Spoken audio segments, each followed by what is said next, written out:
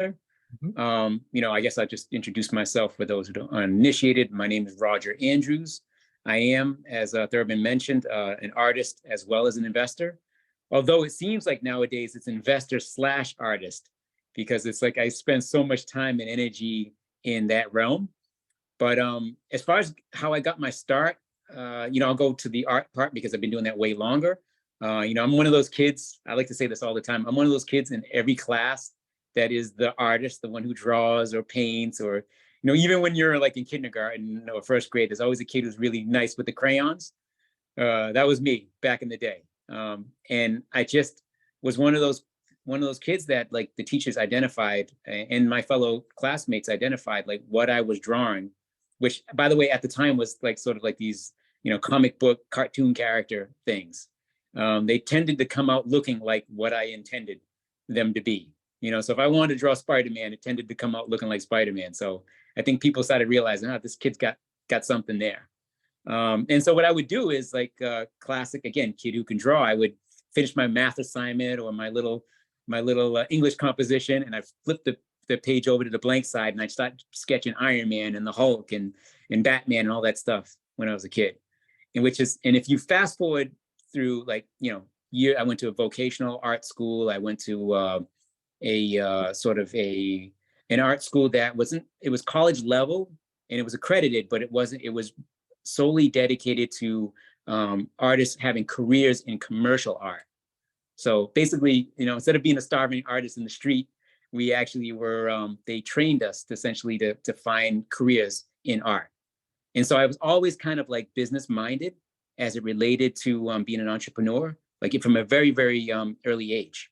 And then you fast forward to now, ironically enough, all those years in elementary school paid off, because essentially the artwork I create is sort of comic book toy related artwork, which is ironic. I'm not a comic book artist or a cartoonist.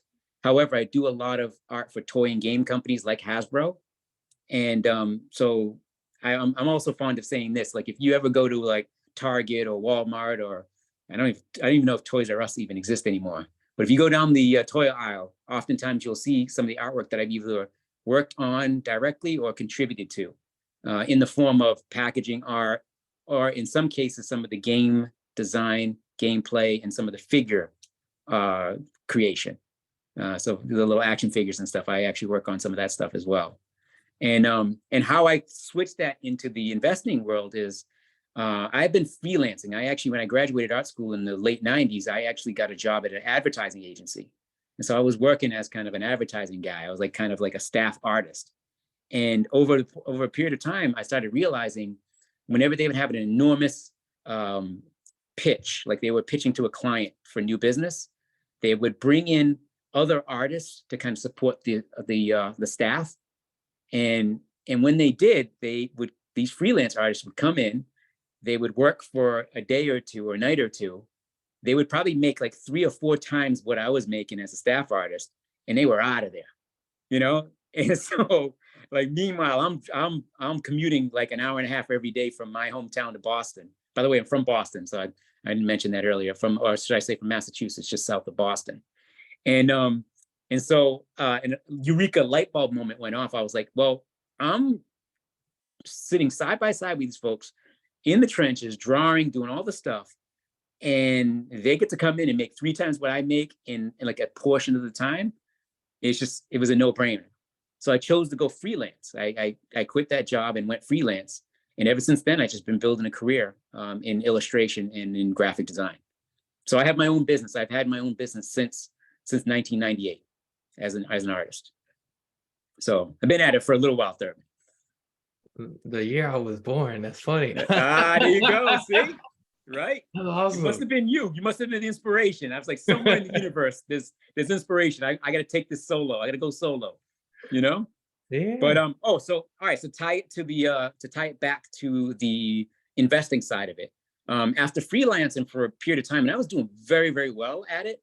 I had clients in New York, I had clients in LA, I was doing, clients in Boston. I was doing very, very well. But the couple of economic downturns, particularly the 2008 downturn, made me realize like I need to have some sort of backup income, because I was a sole proprietor, and anyone on the call would realize as a sole proprietor, there aren't the same level of protections that you would get, as an LLC. I mean, not that I had a lot of liability issues, but it's just I wasn't like a legit business. I was a business, but just not a legit business. And I certainly didn't have any sort of residual income or any passive income as what I did, being an artist. So what I did is I bought my first 3-family in the city of New Bedford, Massachusetts, and I started there. What I did is I actually liquidated my 401k from the corporate job that at the ad agency, and I used that as my down payment for my very first property. And so I bought that property for about 260K. This is back in 2017. And then a year later, I liquidated my SEP IRA and bought my second 3-family also in the city of New Bedford. And I bought that for, I think, about 265, somewhere in that range. And so it was on. And anyone on the call who knows what it's like when you get that first property under your belt, and it's a nightmare, right? Because you don't know anything. At least I didn't at the time. There was no bigger pocket. Well, there certainly bigger pockets was out, but I wasn't aware of it. And I was just sort of, and I didn't have any support, any mentorship, anything. I just sort of like dove in and decided to be a landlord. And it was an enormous challenge. But what it did for me, Thurben, is like it made me realize like I am now not only am I the master of my destiny, but I have this instrument, this sort of like this cash producing engine. Now 2 of them, in fact. By 2018, I had 2 of them, and I was like, all right, I've got to really blow this out. So stop. By the way, stop me anytime if anything is like Yeah, so unclear. one little side note, so now you said you started in 2017 and Yeah. then but why a 3 unit? Like cuz I mean there's a lot of different options to make money, so I'm trying to think like how did you get introduced to the idea of real estate? Like did you meet someone or did you already knew like I just like properties? Like how did that come around? Right. I think the spark of it was I obviously like I said, the city of New Bedford is your classic like New England mill town. So there's lots of like, tenement houses, like all throughout the south and north end of the city. And so I grew up in the south end of the city, and I grew up in 3-family properties. And I'm not that, again, I'm no genius. I just realized like more often than not, at least when I grew up, the owner lived on one of the units and rented out the other 2. And it just hit me. It's like, well, I mean, clearly the other 2 units are paying that person's mortgage and all their expenses and possibly giving them a little bit of profit. And it occurred to me, like, if I bought that 3-family, I could essentially house hack, and be one of those people, you know? And so, like, right, I didn't know the term house hack at the time. I think I just started getting wise to Bigger Pockets and Brandon Turner and all that whole ecosystem. And so I just did what a lot of people who are very successful at real estate do. They just kind of start off, you get that one place and you take, and you make income off the extra units. And so after doing that for a period of time, again, it was painful, but after doing that for a certain period of time, I realized, well, the only way to truly make some really income, make hay at this thing and really start getting passive is to have that second property, And here's a funny thing, Thurman. At that time, my goal, and you always talk about goals and aspirations and everything, and everyone has their sort of their dream board and everything. My ultimate goal was to own 5 3-family properties in the city of New Bedford. Like if I would have done that, I would have stopped and would have been fine at that time. That's amazing for anybody. I don't care who you Right. are. That's great. Right. And again, at the price point, again, you're talking back in, this is obviously way before COVID, or at least a couple of years before COVID, way before the extreme spike in prices. Although they were on the rise, but not the extreme spike that we got in recent years. So I could, at that time, I could have just every year I could have just picked up a new building, and that was my plan. But all right, so here's where it pivots, right? So Brenda, who you've met, my girlfriend Brenda and I, by the way, Brenda started getting hip to the game, all right, around that second house. And I got that second house, she's like, I want in. She wants in on it, right? And so her and I, we got with her best friend, Nicole, and we were like, all right, how do we do this? How do we crack the code? How do we get to the point where we have multiple properties, multiple buildings? And ironically enough, Nicole has family in the state of Maine. And her family, they owned and operated, I think at that time, maybe about 80 units. They probably had like 20, 30 buildings. And they invited us to come up and kind of like be a fly on the wall, or better yet, it was almost like a police ride along. You know, you heard about those police ride alongs? It was like one of those. Like we drove up to Maine and we rode around with them, and they showed us all their properties, warts and all. They were, you know, the buildings were, you know, touch and go, some of them, but we went in and we saw them all. And at the end of our little tour, they were like, well, I'll tell you what, do you guys want to buy some of these? And they were just like, you know, they had longtime landlords, and they just kind of were at the end of their rope. And we were hungry. We were like, sure.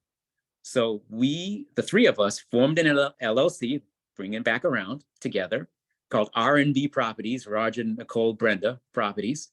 And we purchased our first three family buildings, 3-family buildings, 6 units. And guys, this is insane.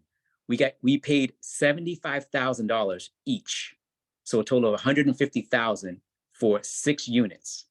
And unless you live in like, you know, really, really low income place, you know, there are parts, I suppose there are parts of the South and the Midwest where you can still buy houses in that like sub 100,000 for multi-units, but not anymore. You know, right? Yeah, I see that in the chat. Great. That is a phenomenal deal at any rate. And so we started down that path. That was the first 3 we bought, our first 2 buildings we bought under that LLC. Within the next year, we bought another one. We bought a 4-unit, right? So we had 10 units together. And then Brenda and I and Nicole, we had a conversation. It's like, well, this is working. By the way, all of them cash flowed out of the gate. They were all fully rented. So the cash flow, literally immediately, we had cash flow. Everybody loves cash flow. We had cash flow immediately. But we think we were pulling like $1,200 each out of each of those buildings, like right out of the gates. So all right. So Brenda and I were like, let's go. I mean, let's do this, right? We only put down like 30 something grand, like 11 grand each to buy those. And so we were like, all right, we can do this. We'll save our money. We've already saved our money. Let's get more, or we'll borrow money. We'll do what we can. We'll buy more. And Nicole at that time, she wasn't quite into it. So Brenda and I formed a second LLC, which, by the way, I don't think there's any limitation on the amount of LLCs you can open. I don't think there's a quota or a cap on it. So we formed a second LLC, Main Avenue Management, and we bought a 6-unit. Then we bought another 6-unit, and then we bought a 3-unit, and then a 5-unit, and then an 8-unit, and then a 6-unit, and then a 3-unit, and we just kept buying and buying and buying. And so over the next, say, year, we're talking at this point, this is 2020, moving into 2021, we just went on a rampage, and we just kept buying. It's all within the state of Maine. And so, yeah, and then we just started forming systems. At that time, we only had 1 handyman locally. And then I formed like a property management company, and I partnered with my friend Brett, and he sort of supports the property management company. In fact, I lean heavily on his resources to help manage the property. And we just would grow. We'd add handymen and plumbers and electricians and resources that would, roofers and everything that it would take to run the operation. And of course, the back office team to help us kind of keep everything flowing. And so there was a point at our apex, which was probably, I would say, mid 2022. We had 36 buildings and 30 buildings, 136 units at our apex. That's where that kind of portfolio was at that point. But at a certain point, like everyone else in the business, we were buying these places so cheap. We were putting money into them to kind of boost the value. And guess what? Everything appreciated. We just timed it just right. And so we either bird them, meaning we refied them out and kept some, or we sold some. And that's kind of where we're at. So the portfolio now currently is about, Brenda sold her stake in Main Avenue Management to me. So I picked up all those buildings and put them under my personal umbrella. By the way, I formed another LLC, a third LLC, my solo one, because Brenda kind of capped out at a certain point. And so I wanted to continue to buy. So I absorbed the ones that we bought together. And so my personal portfolio is about 20, No, I'm less than 20 buildings now. I'm probably like, I don't know, 16 buildings, 15 or 16 buildings. I got about 101 units right now currently. So that's where we're at. That's kind of the story of but by the way, again, do they all cash flow? No, but we through volume do well, because we've got, ones that kind of are faltering, they're boosted by the ones that are doing well, Yeah. Mm-hmm. So that's where it's going. So basically, so we went from, that's why I say that you can imagine how much time and energy it takes to do 20, 30 buildings. And I still also carry that same art career. In fact, if you would look at my desk right now, I have my iPad fired up ready for an assignment that I have working on live right now for Hasbro. So I kind of do both. I kind of dabble. I keep my feet in both fires, That is awesome. And Yeah, then so that's the basic story. Yeah, so we went from, remember I told you the story initially. I said 260,000 and 265 for those two yep. buildings that I bought in New Bedford. Mm-hmm. Sold both of them, and I sold one for 435 grand, and I sold the other one for 465,000, and that's in 2 years. So you can see it's just timing. This whole real estate thing is all timing. Right. And guess you can imagine what I did with the money. I literally took that, and that's what I used to see the next batch of purchases up in Maine. Okay. And one other thing I was kind of wondering, because I think this is just a good question. So how did you learn to like find clients like a Hansborough? Like what kind of led to that? Because I think that correlates in any business, just finding great clients. How did you go about that? The Hasbro story is crazy. I mean, Hasbro literally one of the biggest corporations on earth. I mean, they have all these crazy brands that they both partner with and own on their own. How I got hooked up with them is I actually, I forgot to mention that I actually taught art at my alma mater, my art school that I graduated from. And I had a brief couple year stint there. And one of the students that I taught actually he graduated, he's phenomenal, top of the class. And he went to go work for Hasbro as a young artist / designer, creative director. And through him, he was my Trojan horse. Like he just remembered me, and he remembered, I have a really distinct skill as it comes to being an artist, a commercial artist. Is like I'm on the creative side. I'm really great at not to toot my own horn, but I'm really great at generating like original concepts and character designs and vehicles and all that's like I have a good knack for that stuff.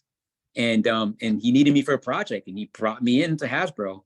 And I got to tell you, Thurben, man, once I'm in, that's it. I'm in. I was in the mix. They brought me in on one assignment, and then this art director he liked my work. He's like, oh, can we use him too? And before you know it, I started bouncing around the agency or the company, and just I've worked on just about every major toy brand that they produce, from the littlest pet shop to Transformers to Star Wars to Marvel to you name it. I've worked on Mr. Potato Head to Monopoly to you name it. I've done artwork for all that stuff. And it's just a product of that one introduction to a student that I taught in art school back in the day. That's awesome. And one other thing I was curious about is you mentioned Brenda, and I know some people they'll like they'll work all the way over here and their spouse is here, but what allowed you to be able to have the presence of mind to collaborate? How did you get to that? Like what was that discussion there? Well, it is kind of what I referred to earlier. Like I said, after I bought that first rental property and then got the second one, and she started seeing there was like income to be made from doing this. And I think, to be honest with you, both of us were at sort of a financial, we're having a financial awakening at that time, that 2017, 2018 time. We had lived our lives up until that point, very common American lives. Like we were making pretty good livings. I was making a really, really, really good living with the illustration, but it seemed like as much money as I made, it seemed like 90% of it went out the door every month, through just lifestyle, like what they call it, lifestyle creep. And it just, we own our own house. We have modern cars and, clothes, and we dining out there all the time. And we just kind of live in that travel, the whole thing. We were living that classic, we had credit card debt. I think my credit score at the time was like 600. It's just living crazy, just unsophisticated way of seeing finances, and very little money in investment, and you're talking like less than six figures in our investment accounts. And so we just came to it together. We just had this financial awakening, and essentially we went on a financial fast for the entire year of 2017. I think I might have mentioned this before. If anyone kind of heard this on the call, please stop me.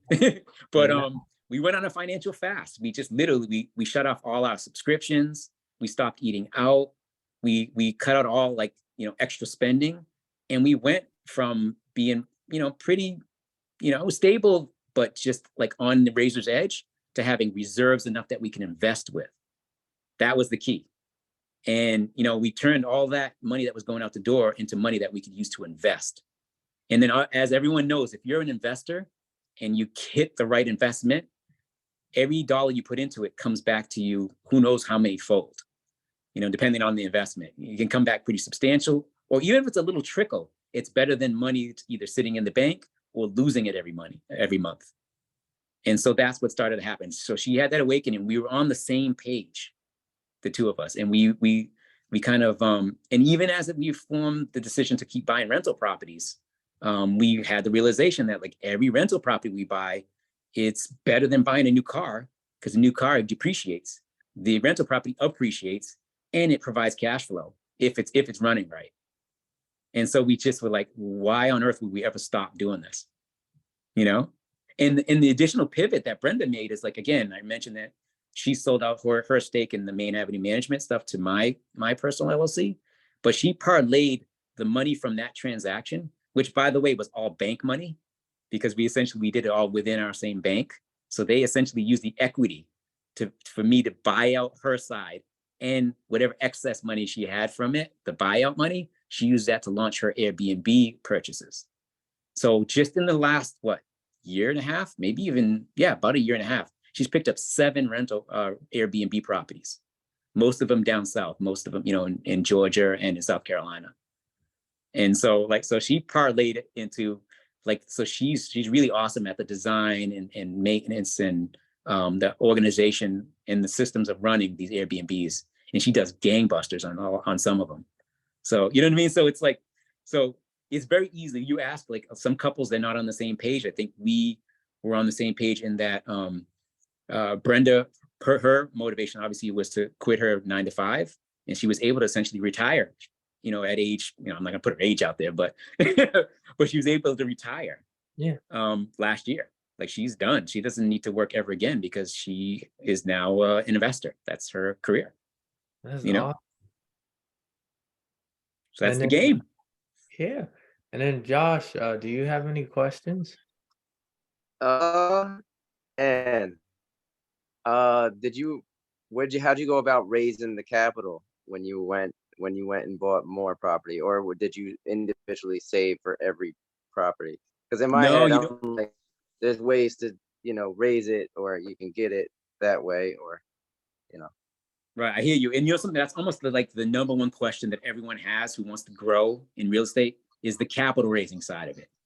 And it occurs to me that now, having gone through it, there's a couple of ways, of course. There's the friends and family way to do it. If you've got someone somewhere in your life who's got some deep pockets, and you can convince them to trust you enough to lend you the money, either at interest, or you can give them a piece of, some equity in the deal. That's probably if you have that resource in your life, that's the easiest, simplest way to do it. Just borrow the money and make sure you can pay them back. That's number one. But what I personally did is, after I bought that second house, I was tapped. I drained both of my retirement funds, gone, right? Tapped. And so what I did is I opened up a line of credit, right? Because again, remember, after that financial fast that I referred to earlier, my credit score went from like a 600 to like a 750. So now I was a viable, and again, I've been in business at that point, but 15 years, 16 or 18 years, right? Somewhere around there.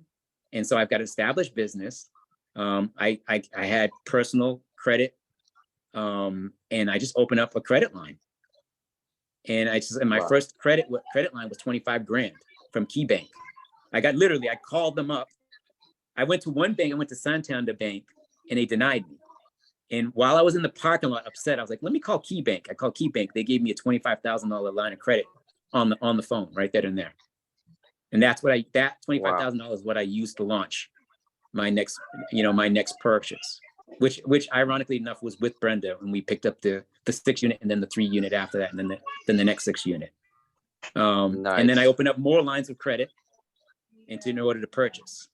And so that to me is another means. I don't think that's the one that people realize. If you've got really great credit, or you have someone that you can partner with who has awesome credit, that is an awesome way to get, like if they have their own business. You did it smart, because I had not gonna lie, I had pretty good credit for a kid my age. I had a 740 score, and I ended up going to this company, MB Capital, and I got a bunch of credit cards and used them to join mentorships, and it ended up biting me in my ass.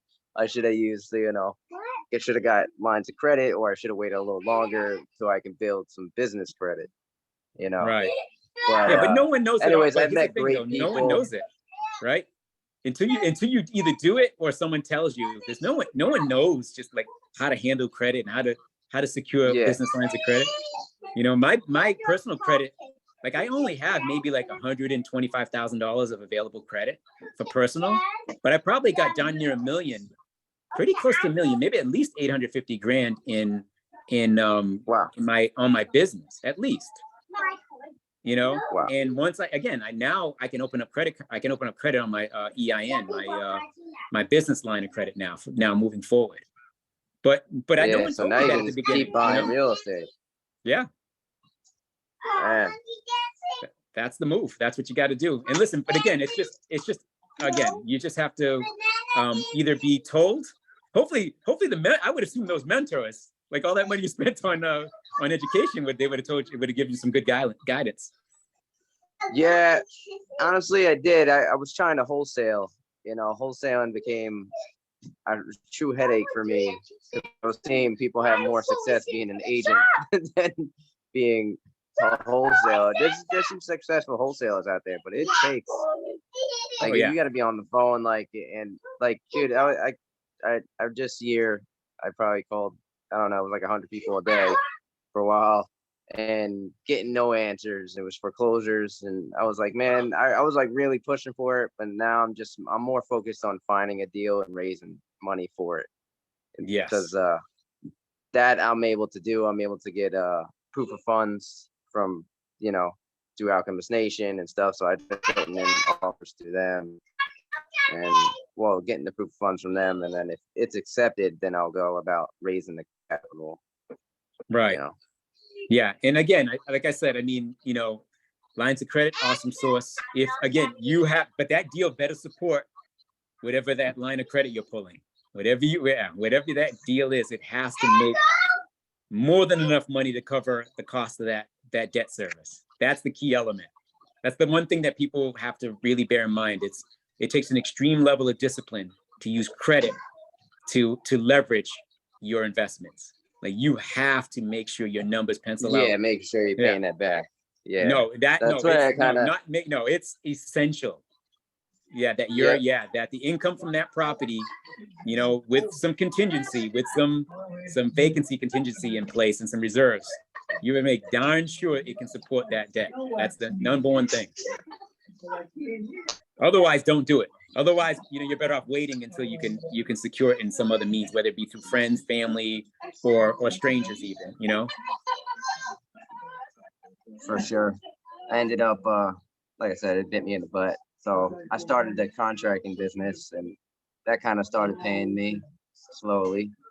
But so now I just need to work on trying to advertise that business, and so I can do whatever. But we have a meetup coming up, and I've met a private money lender, but he's only willing to he's just straight up, he has his own cash, but he's only willing to lend that 70% LTV, and it's hard to get around where I live on Long Island. Our property for like $250,000. The land out here is worth. On It's LI, forget it's about it. impossible. Yeah. Yeah, So it's like it's trying to fit that LTV together for a deal is really hard. So that's why I'm like, man, I have a guy he's ready to lend, but I can't find a deal. right. Yeah, So you know what? Whenever in Thurben, please take, let me know if I'm overstepping. But my advice for anyone in your position, and we've talked before. I know we've talked before, Josh, but my advice is like yeah, invest out of state. Like find that place like I did with Maine. Invest out of state where you okay, can use your money and it'll go a lot further. Again, it's difficult to invest out of state. It's a challenge because again, you have to you can't be a control freak if you're someone who invests out of state. You have to yeah, know that you're going to surrender a lot of the control over, unless you're willing to drive and fly to these locations. You're going to surrender a lot of day-to-day maintenance, not maintenance, day-to-day eyes and on the project, personal eyes in the project. And it can, listen, I'm not going to say that it's flawless. Like our system is not flawless, but however, like it didn't stop us. Like we weren't afraid to kind of like take a few lumps in order to move forward in our investing. And I'd rather invest in an unfamiliar place than not invest at all. Because right, again, I live in Massachusetts. It's not as expensive as New York. Well, no, actually, depending on where you are in Massachusetts, probably pretty close. But so just because I can't invest in Boston doesn't mean I can't invest in a much less expensive location. And that's what we chose to do. made a smart move for sure. And Hope you so. still selling the portfolio, or you were looking to sell some of those, right? Yeah, no, I chose to ultimately I chose to do like a combo thing. I'm refining some of it and selling some.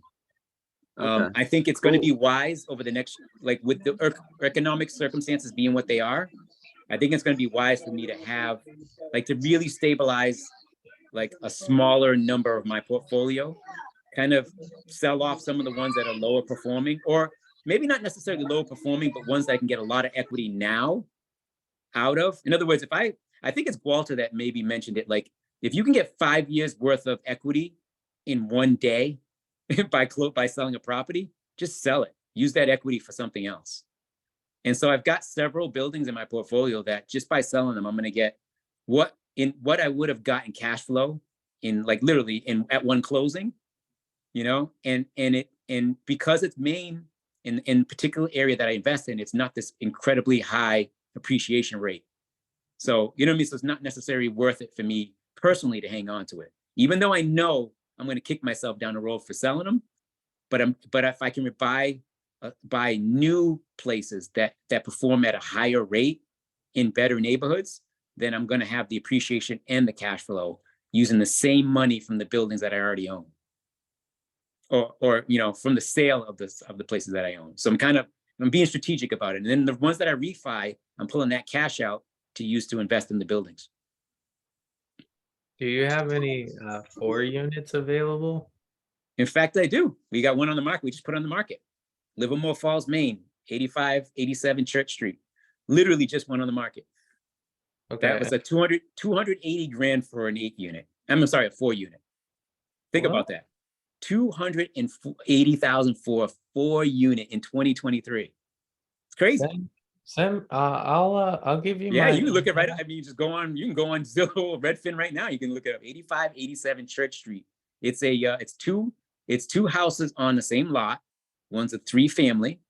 Well, I mean, originally it was like this old kind of Victorian house that was subdivided to turn into a 3 unit. And then there's a separate house, which I think was a carriage house at one point, which it's been renovated not relatively recently. And that one is a 4-bedroom house. And so it's 4-bedroom, that unit, I think 3-bedroom, 2-bedroom. And so we bring in somewhere around $5,000 a month in revenue, and just gross income. It's all fully rented. In fact, 2 of the 4 units are Section 8.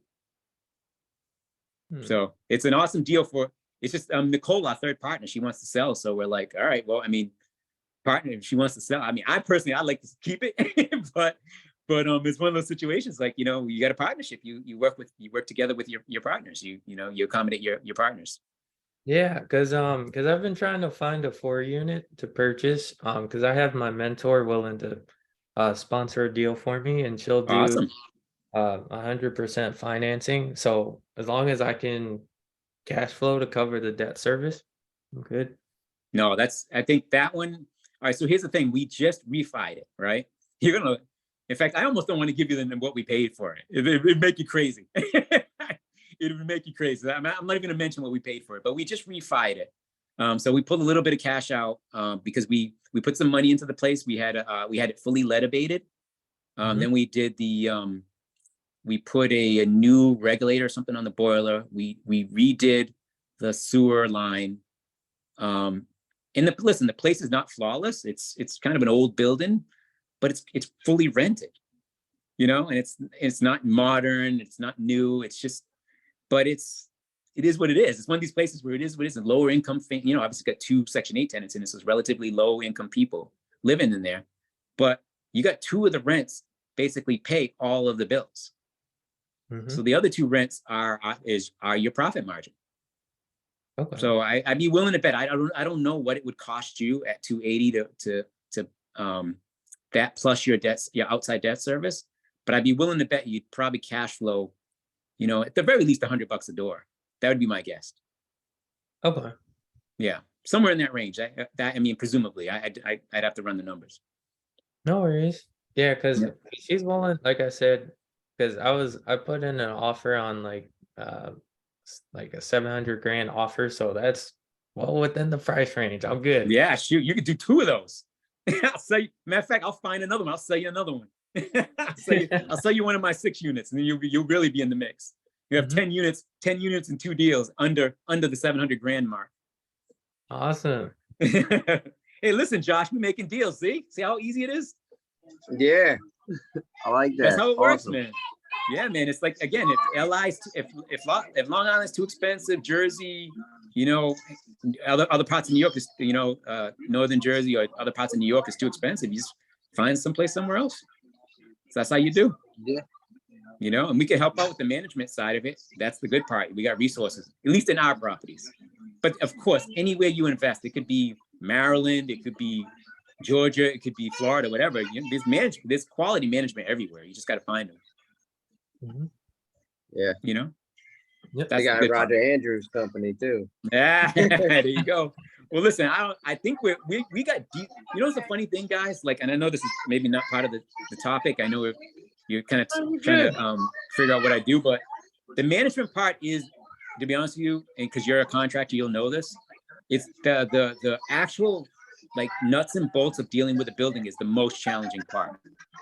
Yeah, you know, tenants can be as well, because again, we have low income folks. We got some folks that have mental illness or disability, and then some folks, you know, listen, I grew up dirt ass poor, so I know like some people, like they weren't raised properly, you know, so we've got some tenants that are a challenge. There's no way around it. So the management part of it is the biggest thing. That's probably the biggest headache. And I've got some buildings that are very, very poor tenant pool. And I don't just mean like economically. I mean, they just do not take care of their units, do not take care of the buildings. It's constant like struggle. So I've gotten to the point now, guys, like ironically enough, those buildings, unfortunately, are some of our highest cash flowing buildings because we haven't had the resources to pour into them like I really want to do. To be honest with you guys, I hate to say it, it's gonna sound cruel, so forgive me for saying it. Buildings like that, I'd love to just like literally exit every single tenant, gut them down to the studs, and make them nice, and then replace all those tenants with at market rents. I really would love to do that, but I just simply don't have the resources to do it. It's just too expensive, too time consuming. So those guys are those ones, guys, are the ones I'm going to sell. I'll sell that to another investor, let them come in and do the work, and I'll take that capital and I'll use that to purchase the new buildings that are maybe just a bit closer to turnkey, you know? And then, you know, nice, yeah, but a much nicer, much more manageable tenant pool. And that's what I recommend. Like, but when you're starting off, beggars can't be choosy, man. If you get an awesome deal somewhere and it's just like, and it's gonna cash flow. And again, these buildings, again, as crappy as some of the conditions are, they cash flow like gangbusters. It's just because, again, a lot of it's government subsidized housing. So it's like the rents are just there. Like every month, we've got a collection. It's a 23 unit. It brings in about 20 grand a month. Wow. So like, what am I gonna, it's, again, it brings in 20 grand a month, but it costs like, I don't know, costs like 13 grand a month to run it. So you know what I mean? Because it's again, it's expensive. I mean, it's like we're constantly fixing stuff. We're constantly going by there to make sure that, we have to do pest control and we got a bunch of issues. However, it brings in a lot of money every month. And if you can stand it, if you can stay and take it in it, or if you have the resources, even better yet, like if you're somebody like Thurben, you've got a benefactor who will allow you to maybe peel off an extra like 100 grand or 200 grand to put into renovating them. Now you've got something. Now you're working with something, right? Now you got some units that you can like you said, you'll have the resources to be able to like, evict some tenants, the problem ones, fix their units up, bring new people in. You don't have to clear the whole building out to do that, Yep. So it's an option, by the way. That's always an option. So Yeah. see what I'm saying? Like, look at all that time in it. See, I should be drawing right now, right? I should be drawing. Yeah. Right? I mean, I like it. Right? It's easier. The drawing part is easy, man. I've been doing that since I said, like kindergarten, first grade. I can do that all day and do. But this real estate thing, man, I got to tell you guys, and I'm no genius, man. Everybody does this. Like anyone and everybody can do this. It's just, we timed it right. We had the guts to take our savings and invest it. And then we had the fortitude to like make sure our credit's good enough so that we can use credit to buy more, And then the final piece of the puzzle, guys, is like, we are not afraid to partner. We will partner in a second. Like I've got JV deals. We have new LLCs that we formed with partnerships. We've got, you name it. We've done it. We partnered every way you can partner. And it's awesome because it's like, we just use their money to buy the buildings. Awesome. Yeah. So that's the final piece that's the final link. Like you talk about raising money, you just find somebody who's got money and say, listen, I'll give you equity in the deal, right? I'll take care of everything. And all you need to do is put your money up. And, if you're going to JV with somebody, they need a certain level of involvement to be a legal JV partner. But they can have their role doesn't have to be as intense as yours. And you just make sure that they get paid every month. That's the key. If you have to sacrifice your portion, you make sure they get paid. And then in the end, like I said, I'm at this place now where I'm exiting some of these buildings, guys. And so we're selling them obviously at a profit. And so what I make sure is that when I sell these buildings, I make sure at the very least, those people, the JV partners, get their original seed money back. So if somebody puts 50 grand on a house, no matter what I sell it for, at the very least, they get their original money back. So that means all the money they've been making in cash flow along the way, say it's a year or 2 or 5, however many years, that's their gravy. That's just gravy. That's just their earnings. And then they get their original money back, and it's now they can take it and reinvest if they want, but it's pure profit for them. That's how I want to make it for every. And if you have that philosophy, it's all about taking care of your partners, your investors, and the people that you've raised funds from. You'll never go wrong. Wow. Does that help at all? I don't know if you didn't ask that. Absolutely. All right, cool.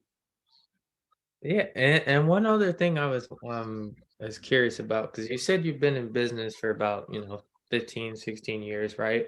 And so like one of the other things I was curious about is like what were the I guess principles for you operating your business, as well as how are you bringing in clients? How are you, like, I guess, marketing yourself to other people? Right. So what I do is, like, I don't know if you've ever seen my, all right, here, I'll put this on right now real quick. Stop my video. See that? Sketchy Go Ichi? Yeah. That little logo, right? So what I have is a brand. I have a YouTube channel. I've got Instagram. I've got I mean, I've got a presence, so in terms of marketing myself, it's very, very easy. I'll just post new images or post videos. I mean, I haven't posted videos in a long, long time because I'm so busy with the real estate. Mhm. But I have an established brand, and not to correct you, but like I've actually been at this. At the time when I started investing, I had been a freelance illustrator for probably 15 to 18 years, but I've now been at it for 25 years. So Okay. I've Yep. got a long tail. I've got a track record. I've got clients that I've built over the years. And in terms of acquiring new clients, it's just a simple, in my business, this might not work for every other business, but a lot of it is just doing awesome work for people in a timely fashion, and being someone that people want to work with. And I've done that over and over and over again. And then what happens is that travels, that word of mouth travels. And so when you deliver for someone at a high level, every single time, people are like, yo, I love to work with that Thurben, man, or Josh, man, he did this incredible thing on my project. You do that enough times, people will be it's a little more organic marketing. It's a little less, social media related, or, but even then, I mean, on social media, I mean, I've done work I get work just through my DMs. People hit me on my DMs and like, hey, could you do a commission? My husband's birthday's coming up. Could you draw him as Mr. Incredible? And I'll do it. Make $300-400 just doing that. And think about it. For me, that's like cake. That's just what I already love to do, and people would just pay me hundreds of dollars just to do an image. It's funny, Thurben. It just occurred to me. Not it just occurred to me, but I thought of this in the past, and it just came back up into my brain. I make a really good living with well, it's relative. I mean, I've acquired a lot of equity doing the real estate. We've got millions of dollars in equity because of the real estate. But as you well know, equity is locked in the building until you sell or you refi, right? Yep. So it's a strange thing to be a quote unquote millionaire, but I'm a millionaire on paper. Where the ironic thing is like the illustration, the artwork. If you think about it, my hourly rate is $150 an hour, right? And I can because I work so fast, I'm so experienced that I work so fast, I could probably generate an image within an hour or 2 or 3 max. But you think about it, so if it takes me 3 hours to do something, that's $450 in 3 hours, right? That's way more cash flow than I'm making in any building, right? And so you talk about goals, right? Remember I said that initial goal was like 5 buildings, right? 5 3-families, and I would have been set for life. And now I still, even when I sell off a batch, I'm still going to have like 12 or 15 buildings, right? I'm pretty much good, right? If I just hold on to those things over the course of time, keep fixing them, keep renovating them, keep upping the rents, we're good. They're good. I mean, it ain't going to go anywhere. I mean, that's money we're going to have for life. And of course, and if you think I'm going to stop, you're crazy. Like I'm obviously going to acquire more and more and more and better and more lucrative buildings, right? And partner with other people who are building and developing. I'm going to do all that. But the funny thing is, at the end of the day, Thurben, the hustle, my original hustle, doing the artwork, is ultimately kind of where it's at. Isn't it really strange? Like, because that stuff is like the real estate stuff. I have to switch the narrative. Like, it's at some point, it's going to be I'm going to have the staff and the operations people. I'm going to hire people to kind of take over the asset management, all the stuff that I have to do, and then I think I'm just going to just do art. At some point, right? Talk about goals. Like my goal is switched to the point where it's so lucrative. What'd you say, Josh? Doing what you love. Yeah, ultimately, right? I mean, it's funny. It's a weird kind of love, right? It's like a long, it's like somebody's parents. It's like a long marriage. I've been doing art for so long. Yeah. Like unfortunately, I kind of take it for granted. Like I'm very fortunate to do what I do. And it's so oftentimes it's so easy for me, like somebody says, hey, draw me, the Guardians of the Galaxy or whatever, and I'll just draw it. It's just in me, and I'm very fortunate in that regard. That's amazing. And so, but it's fun. You're right. It is fun. And not that real estate isn't fun. To me, the real estate side that's the most fun is what we're doing now. It's like talking about it. It's meeting new people and bringing them in and educating people on how they can do this effectively. And that's why I do that F&F group. Thurben's familiar with that, right? I think you are as well. Yeah, so it's I'm in like the that's why I do WhatsApp that group. FNF group. Yeah. That's like kind of become like a passion of mine because A, it allows people to have a resource to kind of get knowledge, but B, it's like I allow people to just reach out to me and say, ask me a question like, hey, I'm interested in this 3-unit and this is the numbers. What do you think? I don't mind sharing my little 2 cents. You don't have to pay me for that. I'm not looking to get paid for that. I don't need to, Awesome. I don't need to be a paid mentor. I don't have that desire. That's not my hustle. I have the art. That's my hustle. Mhm. That is That's awesome. amazing. Very humble of you too. No, thank you. Appreciate it. And then do you have any questions? No, I do. Like, how's everything going on your front? I heard what you said about your real estate aspirations, and it's awesome that you have someone who is in your corner to kind of help you. But like in terms of the book stuff and like in marketing for yourself and building your client pool, how is that going for you? Yeah, so I've always sold the book through word of mouth. So Yep. when I go to a networking event, I always have one with me just to show people, and maybe I get sales that way. But I don't do any paid marketing. So it's kind of really on me. I haven't focused too much on selling books because I'll be honest, it doesn't pay that much. Yeah, it's my phone's about to It's die. I just didn't want to be rude to these people. no worries. It's only But 3 of us. It's funny. I just had to plug in as well. Like my alert just came on. I was like, oh, I just plugged in. That's what you saw me reach. I was off camera. I had to plug myself in. I got you for a bit longer. yeah, but no, I mean, right now, I've really only just been focused on the school. That's really been my only focus right now. And then also real estate, is like the next in line, because the school will make me a millionaire in like Yeah. one transaction. Like, Yep. if I buy a big enough building. And then my mentor, because she's the capital partner, so she's already got 2 schools already in Fort Lauderdale, West Palm area. So she's like 3, 4 hours south of where I am.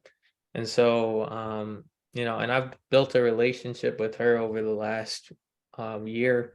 So now I know what her criteria is, and she's given me some freedom to just go like, you know, I'll go do something and I just get her feedback, and then she says yay or nay, or this is what I would need for it to make sense for me, to be able to fund the deal for you. Um, so yeah, that's really about it. Because the goal is to start the school in September of this year, and then acquire the building around July, August. Because I know she's Well, hopefully July, because trust me, everything like a deal that complicated takes time. And the lead time between that and the actual launch of the school is unless it's you're acquiring something that's already has systems in place. yeah, she's already got all the Okay. systems. All right. So you're good. All right. Great. All right. Perfect. Yeah. Yeah, so Trust me. Yeah. That just lead time, everybody, right? that's just Everything. plug and Yeah. play. Yeah, because the reason I even wanted to go build a school in the first place is because she wanted to start a school in my city. So that's how it led to, me getting it. So I'm literally just doing all the legwork, and she's got the systems, the capital. And so I'm learning and also too, like, building the school is so similar to like buying real estate in a lot of ways. Like, people just don't know it, because one of the things you had to do is like, I had to look up all the schools in my local like county, and then also looking at all the private schools, to know what they charge, so that way I know what is a good amount to charge for my school. So I know for example, on the high end in my city, it's 30 grand a kid at like the top private schools. And then like on the low end, it's like 6 grand. So I wanted to be right in that middle tier. So that's about 10, 15,000. So, but it's little stuff like that. And then also locating a property, making sure it's in a great neighborhood. Um, you know, um, and also too, just having certain components to the building, such as a kitchen, classrooms, things like Right.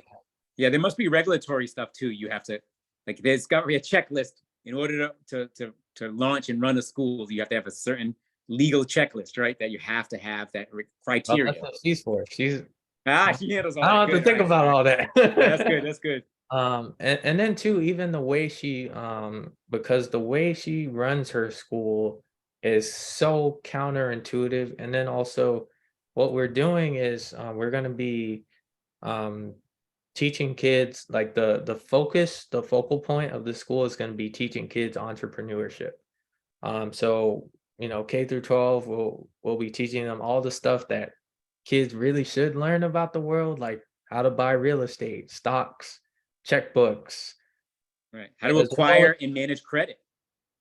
yeah, and we'll even offer like other things as well, like dual enrollment, and AP courses. So that Hey, if way you ever need a they guest get speaker, yeah, y'all, you can fly me down.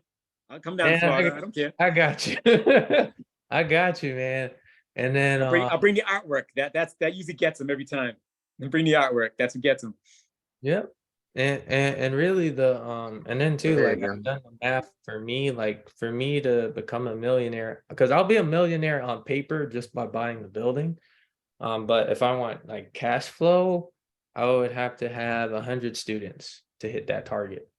So it's like, and not only that, but the school is a funnel, and not in the way you think. So what she does with her school in particular is with the school, right? So as you, the parent, you give me your kid hypothetically, right? So I naturally have contact to you. So what she'll do is opt the parents into communications with them, and the mindset and the thought process is if they have enough money to afford my private school, they probably have capital to invest in a deal with you too. Yep. So she builds relationships with those parents, does great deals with them, takes care of them, nothing shady. And then also they have their friends. Hey, bring your kid here. Same cycle. And then How it works. Yep. once the kids graduate, they become members of society. They remember you. Hey, um, you still doing deals? And you just Yeah. Who knows? You might employ them, right? You might have really industrious kids that graduate, and you're like, all right, well, now you're part of the game. You can put them in the mix. Like, who's got more energy, right, to hustle than like a 17, 18-year-old, you know? yeah, and then too, like, we're not gonna have any employees. So the way she does it is all of the staff of the school, like the people that will actually run the school, like your admissions person, all that stuff. What she has them do, just from a liability standpoint, is all of them have their own entity, and so they just invoice the school for the work they do. Right. So that Yeah. way, So they're all freelancers, basically. essentially, yeah. Yeah, I know that game. So I can identify. but yeah, no, my mentor he's a genius. Right. Hey, maybe we Uh, can all listen. Maybe we can all connect. That'd be awesome to kind of all connect. Because I've always like that education side of it. I don't know if I threw that into my little mini bio soliloquy I was telling earlier, but I actually teach at UMass, or have taught at UMass Dartmouth here in Massachusetts, mhm. in the illustration department. And again, as I mentioned earlier, I've taught at my alma mater, at the art school I graduated from. So there's like, I have an affinity for that part of it, like sharing knowledge and sharing education. And what you described is, in fact, I'm considering, and maybe you can help me with this, is like, I'm considering maybe launching a division of my Sketchy Galici brand. And I was thinking about calling it the Starving Artists. And what I wanted to do is like train people who are in the arts, not just drawing, in any of the arts, music, theater, writing, whatever, and be like, train them as any age how to be financially literate and to think as an investor, Mhm. right? Because there's so many of us who are, again, freelancers, living hand to mouth, right? And they just need to be educated on how to like reorient their finances so that they can survive as creative people. Mhm. And I'd love to figure out a way to like, maybe there's some connection point. I don't know, this we can Yeah. figure out. Yeah, we'll figure it out. And what I'll do is I'll connect you with Aubrey. So that's my mentor, that's her name. So I'll send you her link because she's big on me not giving out her phone number. So she likes to talk to people first, like one on one, and go from there. I'm sure y'all will like each other, but I gotta follow her steps, man. Yeah, do it, do it. Yeah. I always recommend do like be the liaison, like do like a 3-way. You know, you get on the phone with her and then bring me on, and then you know what I mean? That kind of softens it, you know, Yep. for someone new. And she's probably incredibly busy, I'm sure. Yep. And so like, yeah, if you could find a way in her schedule and that way, it doesn't like, I'm not like this weird outsider, it's like I've been vetted. I've been Oh, endorsed and vetted. you're good, man. I know you. You're good. There you go. Now we gotta get Josh in the mix, man. We gotta get him buying stuff, man. Yeah, for sure. I definitely gotta get buying something. Seriously, that first one, it's addictive. Yeah. Matter of fact, even if it's not successful, that first one, even if it's not this crazy money maker, that first one, man, it changes everything because it changes your whole right. It changes your whole mindset. You know, you go from being a hunter to like now you capture the game. You're in it. You're in it. You know. For sure. Absolutely. But so how long you want to stay on? I'll stay on all night. You gotta put a stop to me. Yeah, I mean, it's up to you, man. I mean, I want to respect your time. I only ask an hour. Anything above that, that's on you. No, I'm just like seriously. If you got any other questions, fire away. Either one of you guys. Yeah. Or if not, I'm easy to touch. You can reach me. If you don't have it now, you can reach me. I'm not hard to get a hold of. Yeah, and then is there anything we can help you with at all, or anything you're looking for? Well, I'll tell you what. If I was in Long Island, I'd be like, man, I dang sure could use a contractor. I gotta tell you, man. It's like that's my biggest issue, man. Up in Maine, I love the opportunity that we were granted there. I like the community that we invested in. But consistency of work and quality control has been a real issue. And we haven't quite, I mean, we have guys that work for us, and in some cases they do a great job, in some cases an okay job, in some cases a very poor job. And so, so if you guys got any advice, particularly you, Josh, on the contracting side, I mean, how do you get good people? Where are they? Are they under a rock? Are they on are they on an Elon Musk mission to Mars? Where are they? Over how I found these people, I used to work for them. So that's how I know that they're good, because they were. You say I gotta go join a crew? I gotta go join a construction crew? That's the only chance I have? Yeah. So you don't gotta join them, but maybe if there's a RIA out there somehow, some way, sometimes contractors go to the RIAs, and you might be able to find somebody there. Yeah, that's a good point. I mean, of course, I'm on the socials. I'm on the, the local area Facebook. But I don't know, how often you go out to Maine. So it might just be something but there might Facebook groups too. And for some reason you can find anybody through a Facebook group. Yeah. Out here, it's just there's so many companies that you can go to, to sub the work to.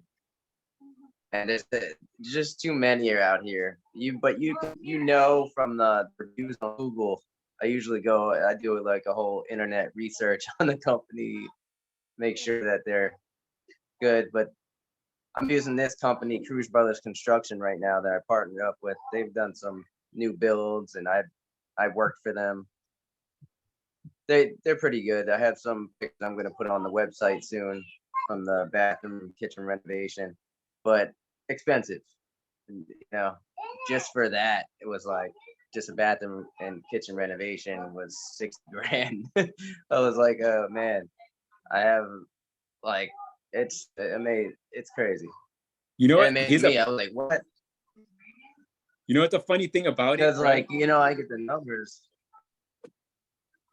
Sorry, go ahead. and then I was just, yeah, I was just in awe about the pricing, like what they got going on, you know, because I had them writing out the bid, and then basically they got a project manager. He manages it. I was showing up just to make sure that people are working, stuff like that.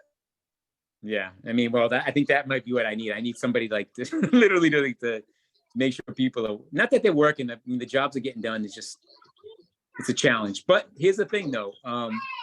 The point I was going to make was, about money. The interesting thing about it is like what seems expensive now. When you start making a little coin, you're going to look back and be like, man, I can't believe I was sweating like 6 grand. I was sweating like 50 grand. I was sweating 100 grand. I was sweating $1 million. It's a strange thing that happens.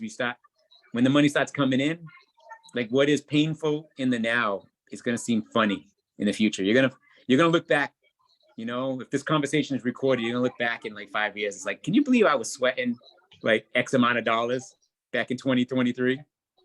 You know? Yeah. It's funny, seriously. Like, you know, there was a point when we first started, like every little thing, like in the hundreds of dollars. Like if I had to buy something, it was a couple $100, it was like painful. Then it was a couple thousand. Then now it's like, you know, $10,000 build out or apartment turnover. It's like we have to do them. Like we do them all the time now. You know, it's just funny how like life is and how money goes. You know.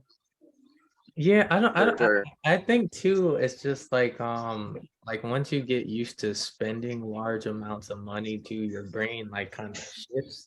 Like so for me, like in particular, I have like a Versace watch that I got recently, and just buying like a luxury item, like it just, I don't know what it is. It just like shifts like the way I like operate as a person. Like I feel like I'm a little bit more like serious when I'm wearing it, or like a luxury item, as well as just looking at money like a different light as well. Like going from that place of like lack to abundance, I think is part of it too.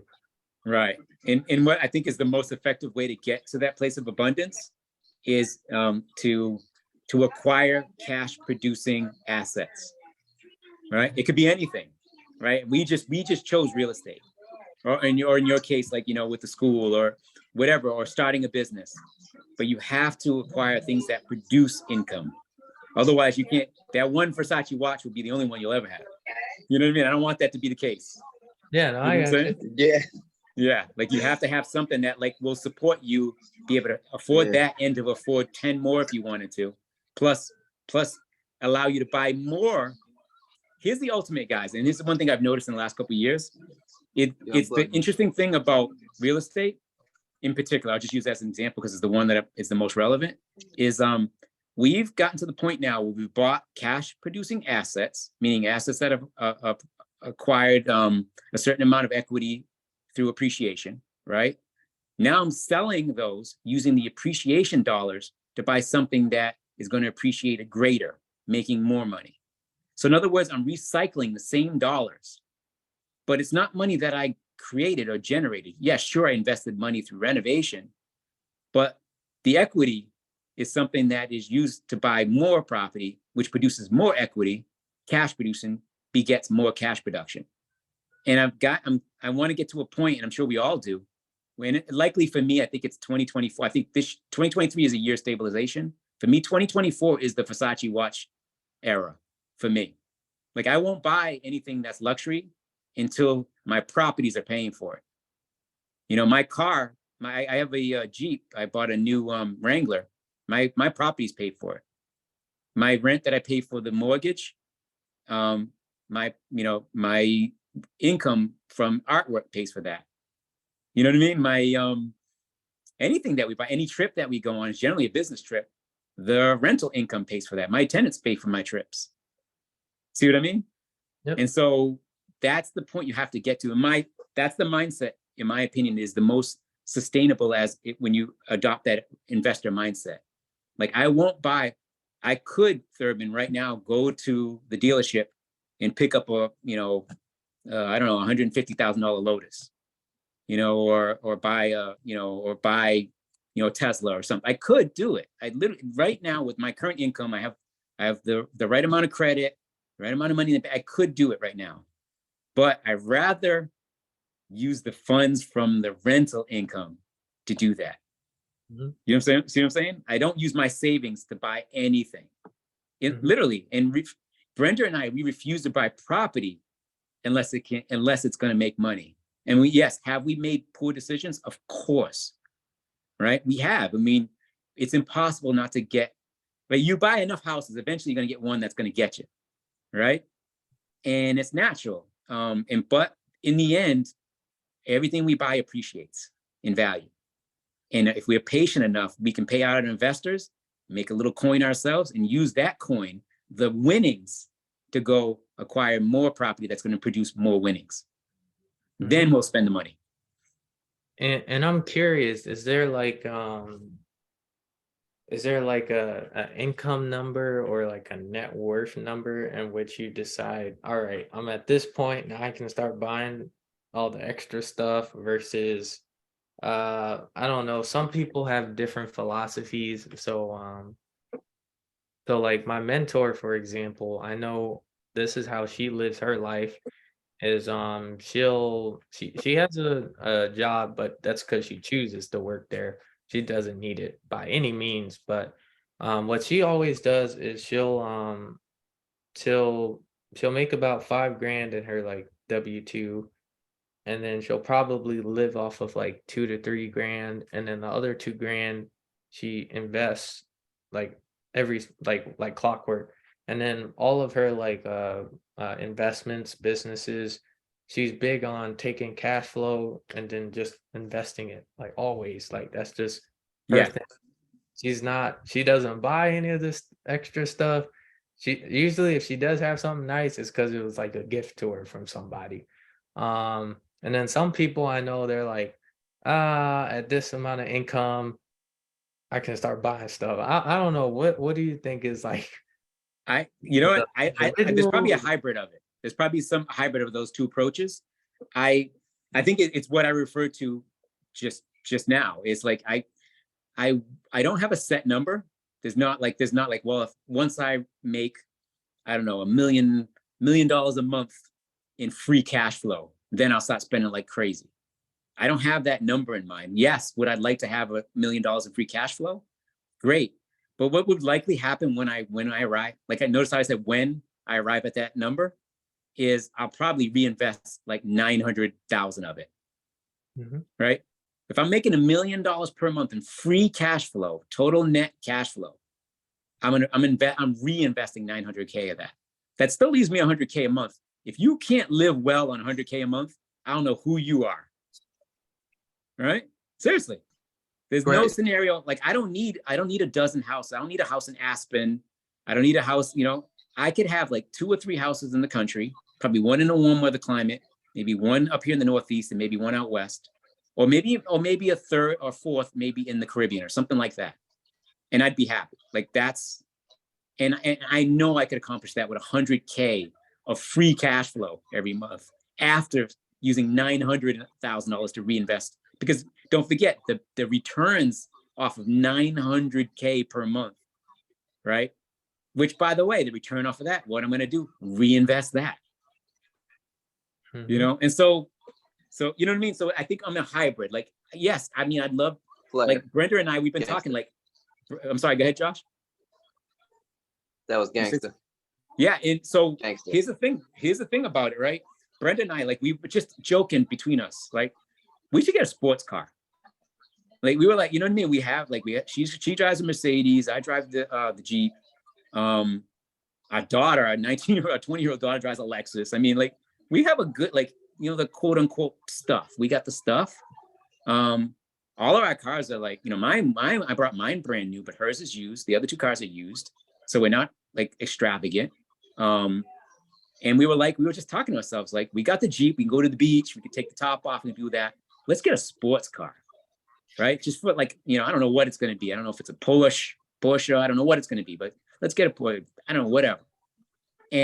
But both of us, matter of fact, neither one of us are thinking, let's just go into our savings or put it on credit or whatever. No, we're thinking like, maybe we sell a house, we use the proceeds from that, or maybe we, right? Or we score big on one of our investments and we know it's going to appreciate like insane. And we just use the cash flow from that investment to afford the car payment, So we're never like the money we earn.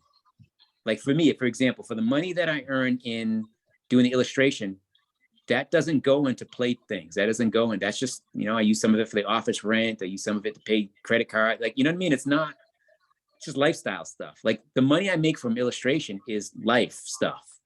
Yeah. Right. But the rental income, once stabilized, once I get the portfolio to the place where I need it to be, where it's cash flow and like tremendous cash flow rather than like moderate cash flow, then we can talk. Then it's business. Then we was like, all right, now we're ready to have some fun. Heck yeah. That's what it's about.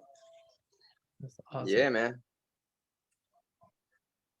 I'm gonna hop off, guys. If you guys want to keep going. Well, anyways, I got your number, Roger and Thurben. I'll be in touch, brother. You know that. Yeah, absolutely. I'm gonna eat some food and hang out with some family. There You guys you have go. a good evening, all right? Awesome. All right, great talking to you. Take care, Take care, Josh. brothers. Yeah, no, I don't have any other questions at the moment. What else is there to talk about? We hit it all, right? We hit it all. Yeah, that's the goal. Because I just love learning from like people older than me, more successful than me, and then turn it into content. And yeah, it's just not, and this has been the most because the reason I started this mastermind call is like once a month is because Walter recommended it to me. And so each of you, like each millionaire I've had each month, I just learned some little gems from all of you because you all think differently, and it's like so amazing to me. And just man, I just love it. Well, listen, there's no single way to do this. Like, to be successful, there are certain things that I'm sure you'll observe over time that anyone who's successful at any endeavor, there's certain sort of ways of approaching things that's consistent throughout. But you're right, there's no single way, there's no single path to financial success. There really isn't. There is no single way. I mean, in real estate, there's probably a bunch of ways that are parallel, that run in parallel to each other, and if you're someone in the same marketplace, like, there's like literally a million dudes who are doing what I'm doing with the rental properties, on a much greater scale or a much smaller scale. But one thing we all know from experience is it's successful. It's like, the worst case scenario, you hang on to the property a number of years, it appreciates in value, and you sell it. That's where I'm at now. Like literally, I've got some properties I'm not happy with, and I'll just sell them, and then someone else will be happy. And you know what I mean? And it's like, and the cycle continues is my point. And so, yeah, I'm curious. So from your perspective, like what would you do with this conversation? Like right now, it's just you and I. Like, do you share it anywhere? Is there an outlet, or how does it become content? Can you chop it up and use it for something?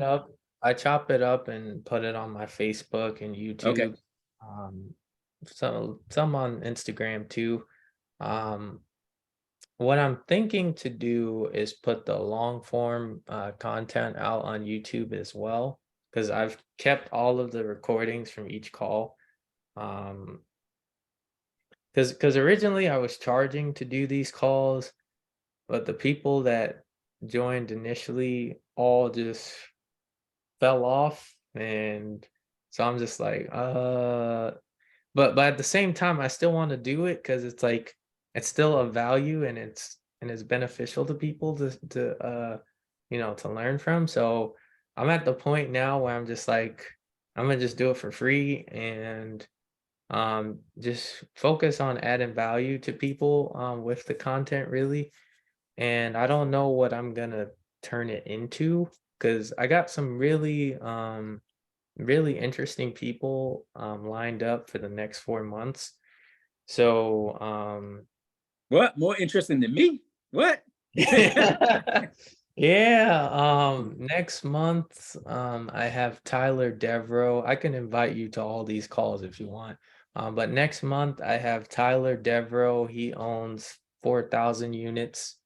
He'll be speaking in July. Then in August, I have Vinny. I then have, Vinny Chopra? yep. Yeah.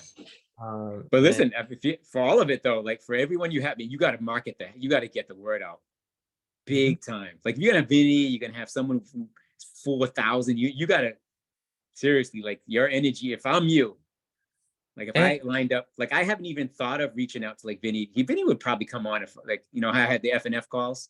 He may come if he has the time. He may join us, but like, but I would promote the hell out of it. Like it would be everywhere. Like everybody part I talk to, you got to come on Sunday at or Saturday. What you know what I mean?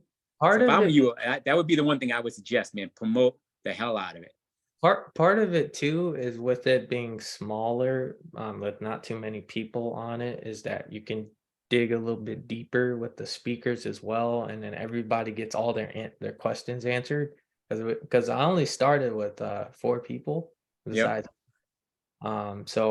so it's really effective too, and then everyone just chipping in their little questions. And Right. I've noticed too, an hour is just enough time where it's like it's not too short where you're not like missing things, but it's long enough where you can get like some great concepts out of it and some like Sure. Well, nuggets. you're a pretty effective speaker, so and you know, and I think you could do well hosting it. I think, in my opinion, um, something like this that has value, you do yourself and you do your audience a disservice by not having as many eyeballs on it as possible. Um, and you know, again, listen, that's just me outside looking in. You may choose to want to keep it really intimate, keep it almost like it's like this like virtual, you know, dinner, you know, where it's 5 or 6 people and you've got, you know, they've got really everybody's got close contact. However, like I said, you're effective enough speaker. I'm sure you've been on enough of these calls and these webinars and things like you can moderate it. You can be like, all right, well, you can set up, you know, the interview process and be prepared and have a really awesome conversation with that person, allowing them to tell their story, and then open it up to questions and kind of moderate, like kind of be like, you know, kind of moderate it. And even if you have, trust me, I've had calls on FNF where it's like dozens and dozens of people, you know, and more recently it's about usually anywhere between like 12 and 20, 24 people, usually somewhere in that range. Sometimes it goes down to like 7 or 8, which is kind of crazy to me, like, you know, but as you well know, Saturday, Sunday, it's tough, right? Getting people in an evening, you know, especially us, we're on the East. So, and Mhm. you probably likely get someone out West, you know, at this time frame, like really easily. It's their afternoon, you know. Mhm. But it's a challenge, like, and everybody's doing these events, live events. So you're competing with that because now it's the summer and everybody's going out. So it's just what you and choose what you choose. If you want this to be really intimate and it's very small and you want to use the content, the video content, um I would highly listen. You didn't ask for any of this advice, so please shut me off if like it's unsolicited. But if you're going to do it, like really like make it so it's almost like the production value is really high, like like and this is stupid to say, and it's from a guy who's like I'm in my little home office, you know, there's nothing fancy about my office, right? But like have like a cool backdrop and like make, you know, have yourself in a way that like you like it's, you know how sometimes you see these webinars and there's like chirons and there's like things like or something in the background that is like a image branding or like I would highly recommend it to be something that um gives people the perception that it's something they want to come back to, right? Mhm. You know what I'm saying? I think you want that. I think you want a consistency and probably a growing audience over time, right? Is that fair to say? Or no? Um, the more I've done it, I kind of honestly just I feel like for me it's a lot it's more beneficial to me. Like I don't care who else hops on or doesn't hop on. Like Okay, all right. So I've it's not I've done the necessarily about call. that. Okay, Yeah, I've done the calls like with just me and the speaker. I've done that too, and 'cause I'm still getting value out of it. Oh, of course. So, Yeah, it's just you. Yeah, it's just you. Yeah, yeah. I hope you um, are. That'd be the worst if you didn't get value out of it. It's like, yeah, at that point, stop. You know? yeah, no, cause I've had some like some interesting people so far. Cause I had my mentor in January. Uh, I think I had Steven Beaver in February. In March, I had Walter talking. That was a great one because we were just talking about sales. So Yep. that was a really great talk. And then April, I had Adrian, and he does mobile home investing. So just learning about that whole realm, because I'm not familiar with that side of real estate, but just to hear it from him and why he does it, is just made See a whole now, lot. see now you're making me jealous. Now, see, I want to hear that content. I want to see that content. You know what I Yeah, mean? so yeah, and then last month I had Doug speak. So that was great too. And he had this one line that really stuck with me. It was like, I don't need a PhD. I have a PhD in getting results. I was like, ooh. There All you right. go. That's fire right there. So I was Yep. just like, but yeah, it's just Put that on a t-shirt. PhD in getting results. yeah, Right? but yeah, like I said, it's like you all just think in your own way, and I just love it. And then too, because the name of the group is like the Six Figure Club, so the whole reason I have it formatted the way I do with the 30 minutes of just getting to know you, and then the last 30 minutes is Q&A.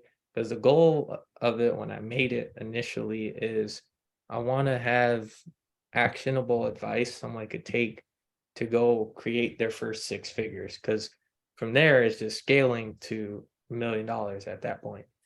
Um, Right. Okay.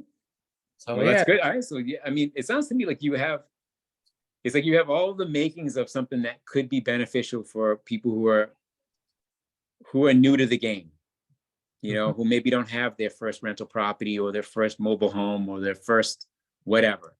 Mhm. Um, and it sounds like you have the people who are self-made, right? All the people that sound like what you described are all self-made, all probably all start from very humble beginnings. Oh, yeah, they're all qualified because my qualifications for all the speakers is you have to be a millionaire. That's it. Could be net Okay, cash. You just they're have to. accredited. Everybody's accredited. Yeah. So, cause then too, like I've noticed a lot of like similarities between millionaires. It's just like you all have a sense of like what's the word I'm looking for? Like you know yourselves. I would say that you all have like a certain confidence. You know what you know what you don't know. And then too, like the financial savvy of millionaires is better than the average person. Like, and then too, like you all, the way you talk about investments as a whole, is just and the way you operate in that regard, I've noticed is kind of consistent. I don't know, it's kind of and also you all have like a calmness about you, that I've kind of, I guess, noticed. You know I what don't I've know. attributed? I actually I think I know what to attribute the calmness and the confidence from. All of us have gotten beaten up in the business. Like we've all made moves that were painful, right? All I bet you that's universal. I bet you every story they made a deal or did something, it just didn't work out. They had a partnership that didn't work out or something along the way that was painful.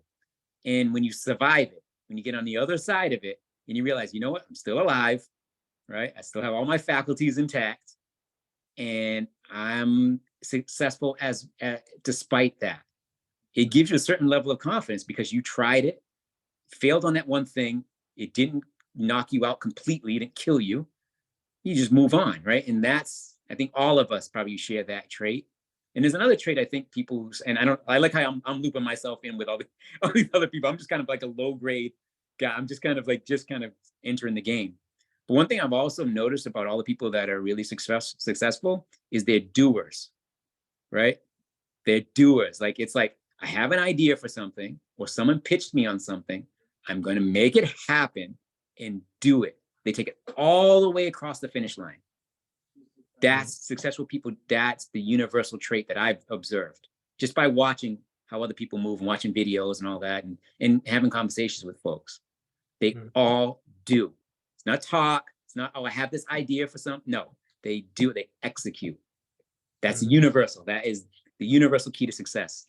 Having a great idea, or not even having a great idea, hearing a great idea, choosing to either invest your time, energy, whatever into it, and then prospering as a result of that, taking that risk.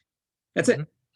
That's universal. That trait is going to come in over and over and over again with each and one of these calls. Mhm. Ain't afraid to try and ain't afraid to fail. And then when you do, you dust yourself off, you do it again. And then you prosper even greater as a result of that knowledge from pain, you know? That's Yeah. my experience. Yeah. Yeah, and then too, like one of the things, one of my, because I did an interview on my buddy's podcast, and he pointed it out. I never thought about it with myself. He was like, Thurben, the skill you have, you're great at is networking. I was just like, I didn't even think about it, because then too, like from the ability for me to even set these calls up and Right. have these caliber of people like on my calls. I didn't even think about it until Well, you you. know what it is. All right. So can I tell you this? I'm gonna spin it back on you, and I'm gonna put it on you. It's like, again, you're very well spoken. You seem very well put together. You're someone that it appears like, at least, appears honorable and trustworthy, right? Very intelligent person. Like, I think you've got the trait. And again, you're clearly a doer. You're not afraid to get on the phone, put the email out, the text, whatever, and ask, right? Hey, are you available? Think about it. Most people don't even have the courage to do that, right? And so you have the edge, right? You've got the ability on one side, the talent and the ability on one side, but you also have, like, you're not afraid to ask. How I many don't, things in life people are not, people are so fearful of rejection that they won't ask, right? Ain't yeah. nothing but, right? It's just I, scheduling. Most people, it's just scheduling. If most people, like, if you wanted to, you probably get Grant Cardone on something. Like, people think that's crazy. Billionaire Grant Cardone, why would he stop to talk to like one guy sitting in a room, on a call? But you never know. You ask, and who knows, And like a Vinny, right? Vinny's busy, I'm sure. Right. I mean, you talk about a guy, who's constantly raising like millions of dollars in capital for his projects, right? I mean, he's a busy dude, right? He's got books, he's got stuff going on, he's got family. But you ask, right? And he committed to a date, and boom, you're gonna have Vinny Chopra on the call, Mhm. right? So you've got the trait that it takes to be successful, and so count yourself in the group, right? You just the net worth is not there yet, but it when it comes, it's gonna be easier than you realize, because you already got the trait. You already got the traits in place. Mhm.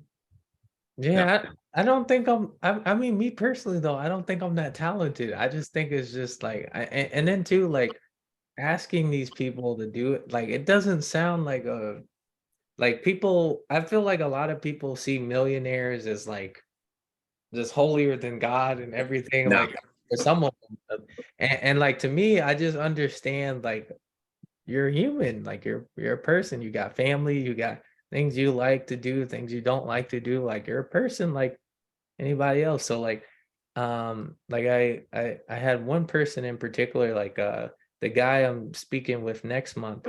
Literally, I got his phone number like same day I met him. Like I was the first person, because it was a 3-day seminar and he was the speaker. So first day, I'm the first person to show up to the event. I'm talking to all the staff, I meet them, and then they open up the doors for everyone to come in. And I come in like way ahead of time before everybody. Like I got probably a good 2 5 minute start on everybody else coming in. And I go up to him, I ask him, "Hey man, can I take a photo with you?" He's like, "Sure." Just straight up, like just like that. Like first thing I mentioned to him. And he's like, "Sure." And then I think later that maybe I think it was either the end of the first day or the second day, I asked him for his phone number and he's like, "Yeah, here's my card." It's like, no, Right. All right. I didn't think too much of it. No, but again, don't, I mean, listen, always remain humble, of course. I'm not trying to I'm not trying Yeah. to shake you from that. I mean, yes, remain humble, but obviously, like, determination is something that is not considered a talent. Um, it is, though. to have courage and determination, it is a talent. It is, because it's not something everybody has. Most people, even the ones that attend all the events that we attend, all these seminars and all this stuff, like most people will never do anything with it. Mhm. They lack that determination. You know, they allow stuff in their life or their past experiences to keep them down. They just do, you know, or they're just not in a place where they're ready to absorb or enact some of the things that me, and all the other speakers in your series are gonna impart them with. Just are. That's just not ready. They're not capable, and they're not ready. But when you are, though, that means it's something special. It's something different. That's why there's a finite amount of people who are successful. Otherwise, everybody would be successful, right? If everyone had that determination, right, it would, imagine how much of a challenge it would be. Like if every single person in that room tried to get his card at the same time as you was in there trying to get the card, right? Now you have to be extra creative on how you get that information, right? Mhm. But the reality is, it's not that. You just got to have courage. That's it. Just have courage.